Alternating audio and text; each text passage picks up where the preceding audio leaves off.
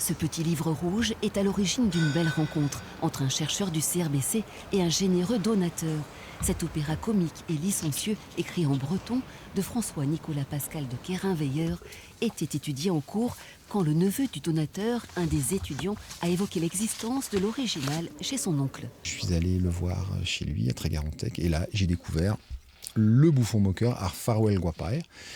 J'ai pu le transcrire, le traduire, l'annoter, en faire une édition et c'est à partir de ce moment-là que se sont tissés des liens entre le CRBC et la famille Murcec de Cardanèse.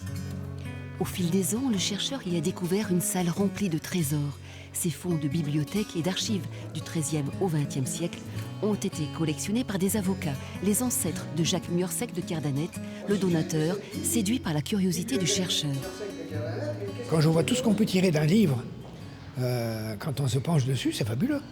Ça vaut une fouille archéologique sur le terrain, si vous voulez, sur une maison, sur je sais pas quoi. C'est aussi important. 1250 ouvrages précieux et rares, en français et en breton, conservés dans un très bon état. Cet archiviste qui travaille sur le fond depuis un an s'en émerveille encore. C'est un Mediterranean Pass qui était remis au bateau qui partait du Royaume-Uni pour éviter d'être pris en chasse par les pirates. La qualité des collections qui était vraiment exceptionnelle. Nous avons des ouvrages que la Bibliothèque nationale de France n'a pas, des ouvrages qui étaient inconnus.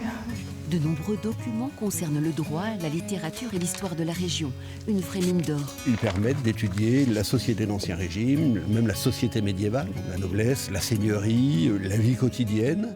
Et l'ampleur du fonds permet sans doute d'espérer des travaux de plusieurs chercheurs et doctorants. L'ensemble de ces pièces sera consultable au CRBC dès la rentrée prochaine et mise en ligne.